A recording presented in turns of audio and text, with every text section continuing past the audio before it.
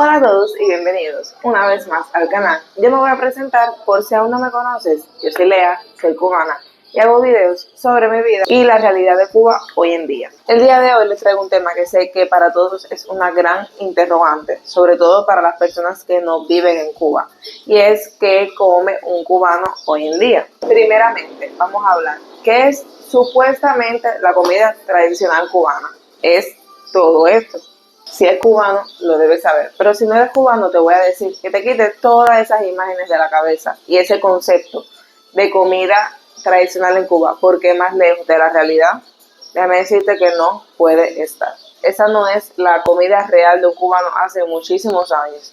Antes lo era más o menos en fechas festivas y ahora ni siquiera llega a las fechas festivas, ya que solamente uno de esos ingredientes, de esos platos que viste, puede costarte más de un salario de un médico o de cualquier persona.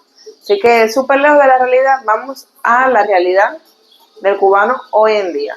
Me disculpan la calidad del micrófono, hay muchísimas cosas que no capta, pero los pajaritos que tengo en la mata del frente se logran colar ahí y se están oyendo siempre en todos mis videos. Y es que lamentablemente en Cuba la crisis alimentaria y la escasez de alimentos cada día es peor. Y creo que eso no es secreto para nadie. Y tampoco es secreto para nadie que esta crece por día. Con el nivel de inflación, con el dólar, con no sé qué pasa, que Cuba no es tierra fértil, simplemente hay mucha escasez de alimentos, por no decir prácticamente que casi no hay alimentos. En este video de hoy vamos a ir directo al almuerzo. Y mientras pico una habichuela, que es parte del almuerzo, les voy a explicar por qué nos saltamos una comida tan importante que es el desayuno. Y les voy a explicar más o menos mi situación, porque están trabajando abajo, hay mucho ruido. Y lo voy a hacer mientras picamos la habichuela. Así que mientras preparamos el almuerzo, vamos a hablar del por qué la mayoría de los cubanos, porque me atrevo a decirlo, no desayunan. Acompáñenme. Y aquí hago una pausa en el video para decirte que si llegaste hasta aquí, no olvides suscribirte al canal, dejarme tu like y tu comentario, que es totalmente gratis y me ayuda muchísimo. Así que suscríbanse y de ahí continúen con el video. Bueno, miren la cantidad de habichuelas que eran 4 paquetes porque era dividido para mi mamá y para mí. Primero puse un podcast en YouTube, no me acuerdo cuál específicamente, debió ser uno de nutrición seguro, que son los que más me gusta ver, y ahí empezamos a picar la habichuela. Estaba un poco incómoda porque la tabla para cortarla era muy alta y muy pequeña, entonces se me caía todo, se me cayó cantidad de veces para el piso, para la mesa, pero bueno, al final se logró el cometido. En eso ahí me pasé cantidad de tiempo, ni sé cuánto, pero fue bastante. Vamos ahora a tocar el tema que no pude tocar por la música de los vecinos abajo y el ruido tan insoportable, y como mi micrófono no tiene tanta calidad, bueno, no saca el mejor audio. Y es el por qué el cubano en su mayoría no desayuna.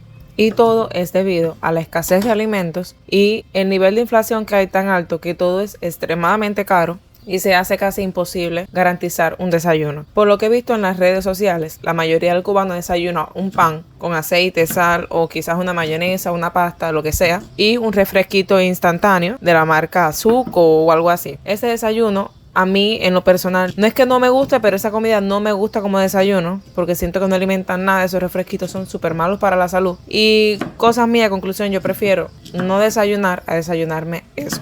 Durante algunos momentos de la historia de Cuba, ha habido dificultades económicas y limitaciones en el suministro de alimentos. ¿Y qué pasa?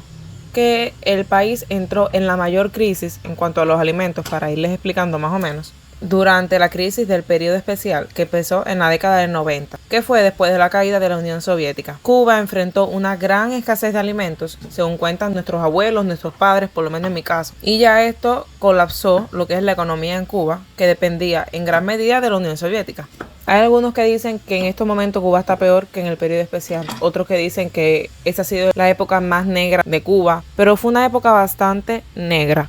Ahora mismo no es que haya tanta escasez, sino como lo caro que está. Que un cartón de huevos, de 30 huevos, vale más que el salario de una persona mensual. Para que más o menos tengan una idea de lo caro que están los alimentos y por qué se hace muy difícil desayunar. Ya con esto, ya terminando de picar la habichuela, vamos a lavarla un poquito, a ponerla a hervir y a continuar con el video. Ya aquí está la habichuela en la olla, ya está blandita. Vamos ahora a colarla en este colador y a envasar aquí para luego refrigerarla cuando refresque un poco. A mí, honestamente, me encanta la habichuela como vegetal. Yo veo cada vez que pasa un carretillero o algo, porque siempre es así, carretilla con caballo o algo que pasan vendiendo.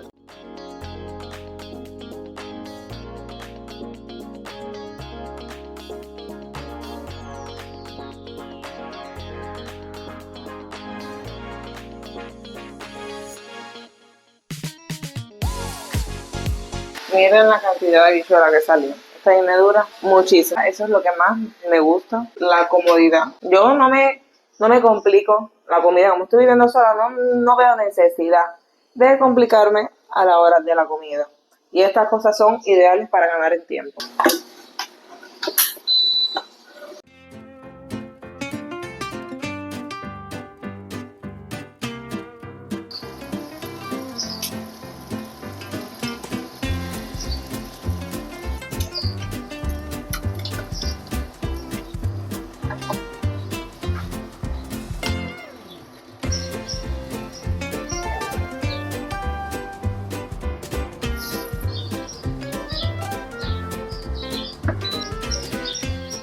Ya este vendría siendo el plato de comida, el de almuerzo. Un huevito, arroz blanco y habichuela. La comida va a estar diferente, va a tener un poco más de proteína, va a tener, o sea, porque va a ser pollo que vamos a almorzar y ya de ahí seguimos.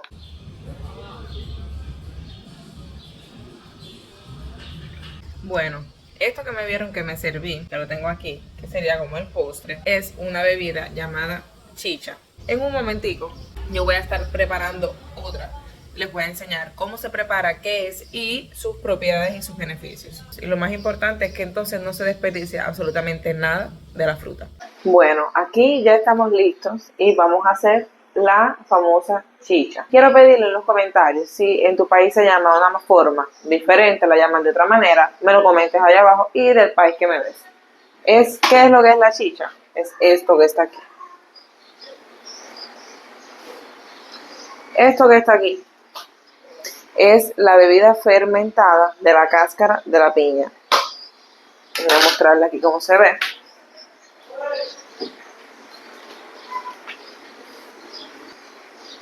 ¿Cómo se prepara ella? La verdad es súper sencillo.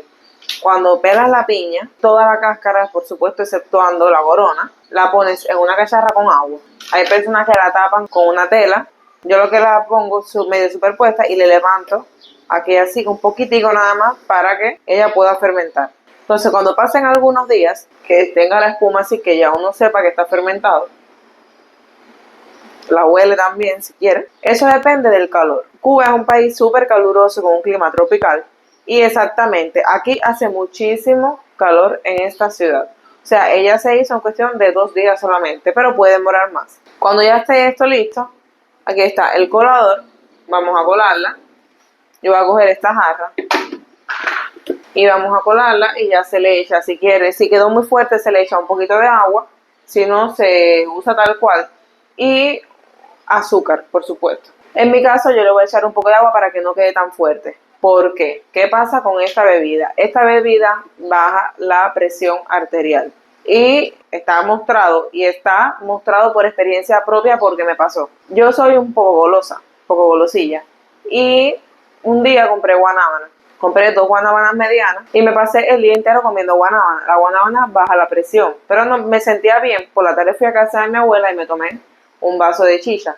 Cuando llegué me sentía mal y era que me había bajado la presión. O sea, tienen que tener cuidado con esta bebida, tomarla en medida y no en ayuna, sobre todo, y en una medida razonable, si en caso de que esté muy fuerte. Vamos a colarla y ya mientras la cuelo y la preparo, le voy a decir los beneficios que trae ella consigo. Y es que antes de empezar a decirles los beneficios, quería darle el dato curioso, que también es conocida como tepache y que es una bebida tradicional mexicana. Ahora les mencionaré algunos de los beneficios de ella y quiero decirles que esto yo no lo inventé, es un artículo de una revista de Google. Si alguno se sabe otro beneficio, por favor que me lo dejen en los comentarios para yo leerlo. Como número 1 es los probióticos, ya que la fermentación de la cáscara produce bacterias beneficiosas que actúan como probióticos y estos probióticos ayudan a mantener un equilibrio saludable de bacterias en el intestino, lo cual es importante para una buena digestión y fortalecimiento del sistema inmunológico. Otra propiedad son los antioxidantes, ya que la cáscara de piña contiene compuestos antioxidantes como la bromelina y la flavonoides. Estos antioxidantes ayudan a combatir el estrés oxidativo en el cuerpo, reduciendo el daño celular y el riesgo de enfermedades crónicas. Estos son unos de los muchos beneficios que tiene, así que si no la han probado, anímense a hacerla, que es muy refrescante, es súper saludable.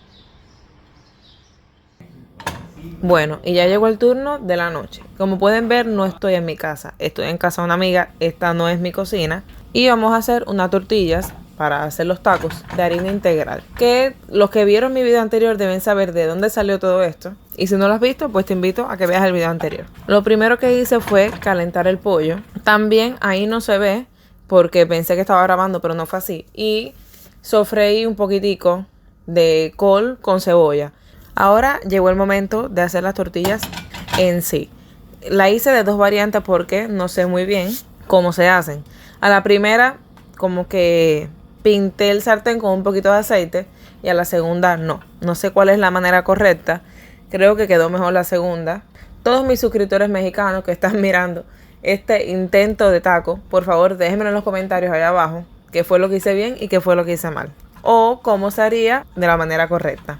Después de tener las dos tortillas hechas, llegó el momento de rellenarlas. Ahí pueden ver los frijoles pintos refritos, la salsa slap ya mama, de verdad no sé cómo mencionarlo, sé que es picante, es lo único que sé, y la col que les dije que había hecho con cebollita y el pollo. Hubiese querido echarles más vegetales, pero bueno, no estoy en mi casa y esto eran lo que tenía a mano. Lo primero que hice fue echarle los frijoles. Todo lo preparé en una sola mitad y de ahí, cuando terminé, lo cubrí con la otra. Luego le eché los vegetales, después el pollo y ya por último la salsa picante, que no se la eché ahí, se la eché ya cuando estaba sentada en la mesa.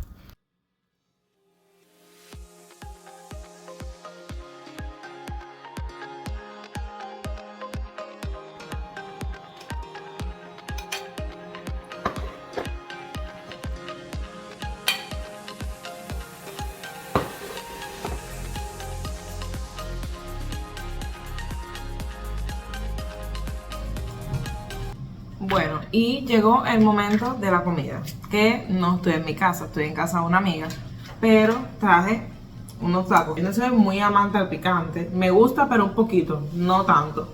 Los tacos los que le eché, como vieron, fue frijol, no se ven muy bonitos, pero esperemos que esté rico. Pollo y la col, que la pasé un poco por la cocina, porque cruda no me la puedo comer, porque me está saliendo un cordal y es muy dura, entonces tengo que pasarla un poquitico por la candela para que se ponga más blandita. Entonces ya, sin más charla, vamos a empezar. Vamos a ver cómo quedaron. Lo voy a echar picante a uno solo para probarlo.